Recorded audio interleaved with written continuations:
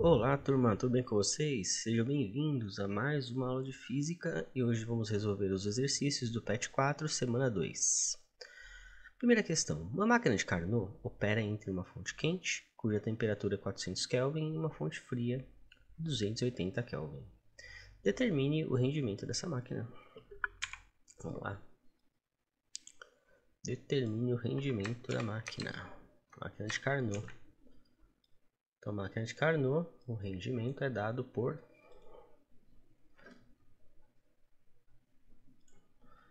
Vamos lá. O rendimento da máquina de Carnot é dado por 1 menos a temperatura da fonte fria dividido pela temperatura da fonte quente. Então, em 1 menos temperatura da fonte fria, 280, dividido por quente, 400. 1 menos 280 dividido por 400, 0,7.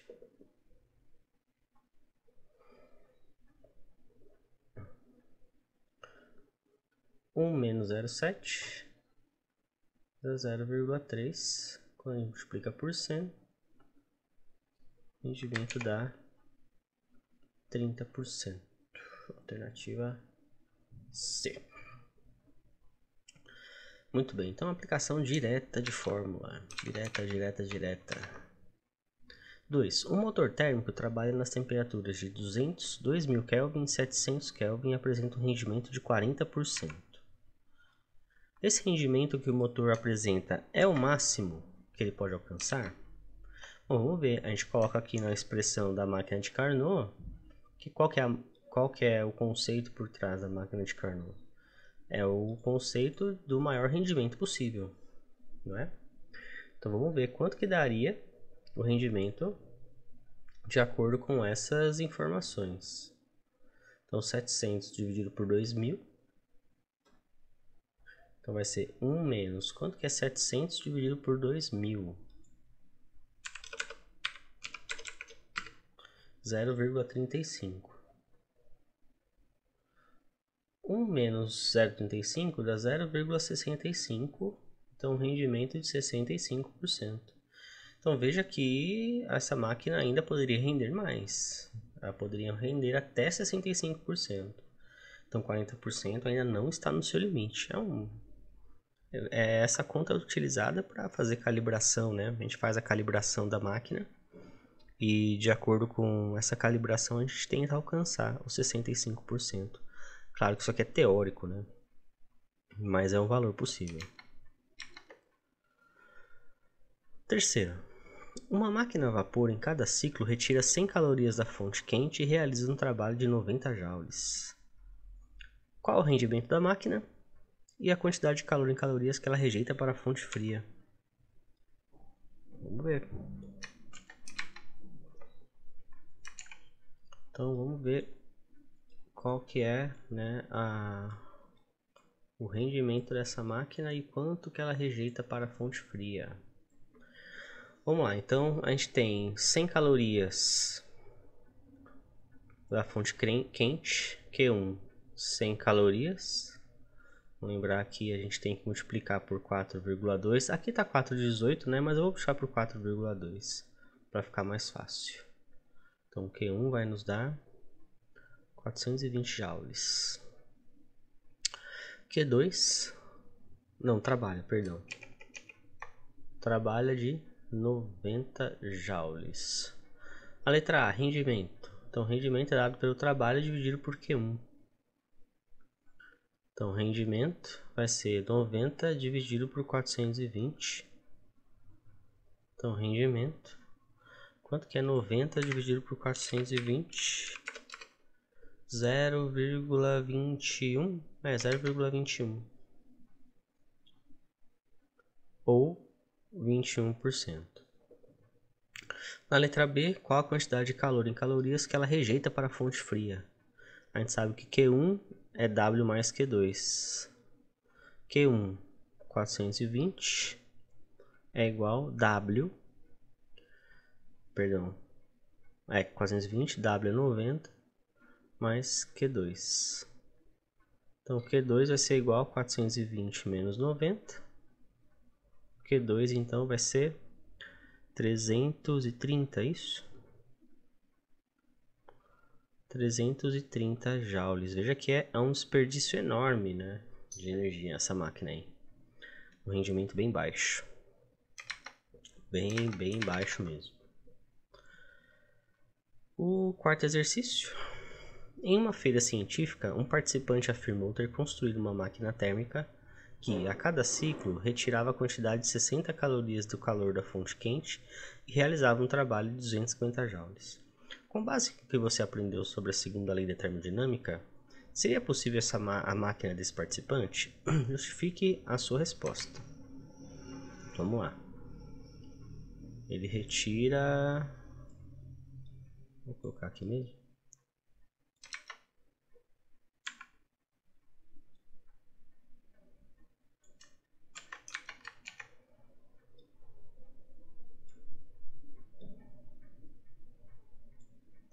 Vamos lá, então ele... Da fonte quente, Q1 igual a 60 calorias. Quando a gente multiplica por 4,2, vamos ver qual que vai ser o valor de Q1.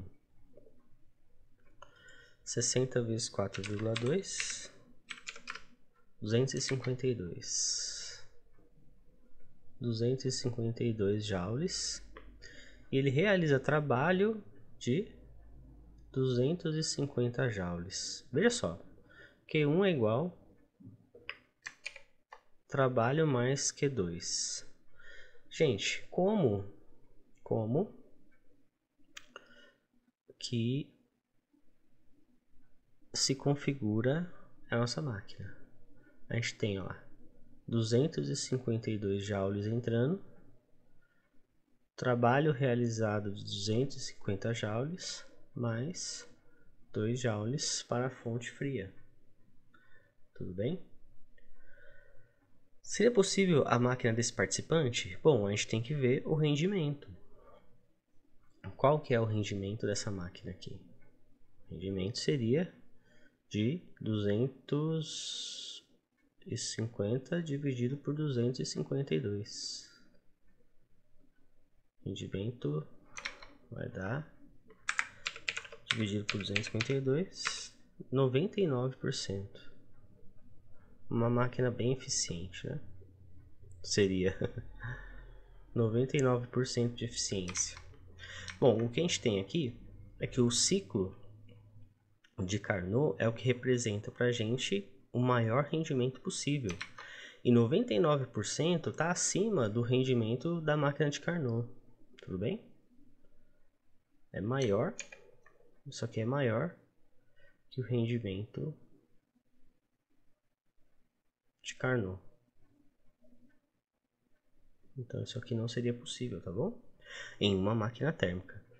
Na aula presencial eu até falei que as máquinas elétricas você alcança rendimentos bem altos, mas máquina térmica não, tá bom? A máquina térmica a gente não consegue chegar nesse rendimento aí não. 5. As máquinas térmicas foram aprimoradas durante a primeira Revolução Industrial, iniciada na Inglaterra do século XVIII. O trabalho do engenheiro francês Nicolas Léonard Sadi Carnot, que notou a relação entre a eficiência da máquina a vapor e a diferença de temperatura entre o vapor e o ambiente externo, foi fundamental para esse aprimoramento. A solução desenvolvida por Carnot para aumentar a eficiência da máquina a vapor foi reduzir o volume do recipiente sob pressão constante, aumentar o volume do recipiente e reduzir a pressão proporcionalmente, reduzir o volume do recipiente e a pressão proporcionalmente, reduzir a pressão dentro do recipiente e manter o seu volume, aumentar a pressão dentro do recipiente e manter o seu volume. Eu vou deixar esse material aqui, ó, vou mostrar para vocês. Eu vou deixar esse material aqui para que vocês consigam. Ele tá um pouquinho resumido também, mas vai ser importante para que vocês consigam entender um pouquinho melhor sobre o rendimento de Carnot. Tá aqui. Aqui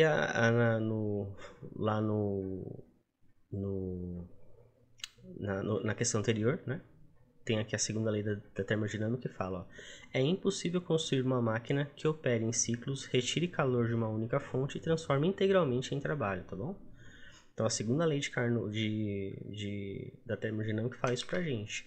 Por isso que esses 99%, que é quase tudo, não está de acordo com a segunda lei da termodinâmica, tá? Porque o rendimento máximo é o rendimento de Carnot, que está aqui, ó. A máquina térmica funciona desse jeito e o rendimento de Carnot está aqui, ó. O que ele fez? Ó? O rendimento máximo para uma máquina térmica que opera entre duas transformações isotérmicas. Então ele criou transformações isotérmicas e adiabáticas. Então, quando a gente fala de máquina de Carnot, a gente mostra que essa transformação ocorre, ó, veja, a pressão variável, quando a gente tem as pressões variando e volumes variando, entretanto, essas variações elas são feitas de maneira que eu tenho uma compressão adiabática, tá vendo? Diminuição de volume adiabática e depois uma expansão adiabática, e depois a gente tem o aumento de pressão feito com temperatura constante, tá bom? Então é isso, ó. Nesse parágrafo aqui que tá explicando direitinho, ó.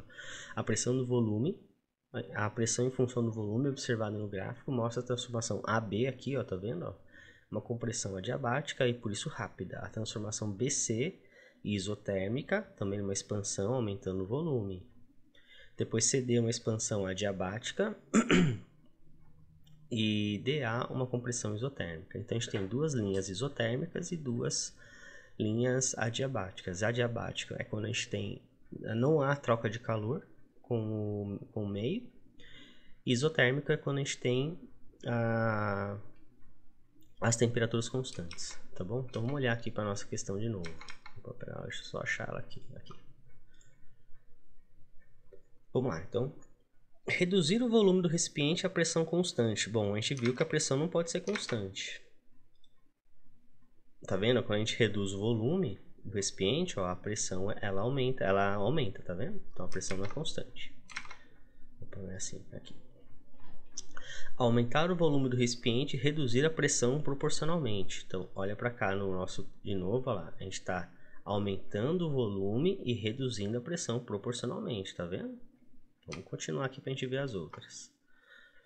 Reduzir o volume do recipiente, a pressão e pressão proporcionalmente. Quando eu reduzo o volume, eu aumento a pressão. Então não reduz, está errado. Tá bom? Reduzir a pressão dentro do recipiente e manter o seu volume. Não, a gente viu que muda os dois. Muda o volume e muda a pressão. Letra E, aumentar a pressão dentro do recipiente e manter o seu volume. Também não mantém o volume, tá? A gente viu que quando muda a pressão, muda o volume. Não existe nenhuma situação em que volume e pressão são constantes, tá? Então, o correto aqui, ó, aumentar o volume do recipiente e reduzir a pressão proporcionalmente. Essa aqui é a B, tá correta? E a gente vê certinho, ó, veja que quando eu caminho nesse sentido, o volume está aumentando. E quando eu caminho aqui, a pressão está diminuindo. Veja que B está acima de C. Então a pressão também está diminuindo, tá? Então mostra aqui que no ciclo de Carnot, que é representado por esse gráfico, que a letra D está correta. Desculpa, a letra B está correta. Perfeito?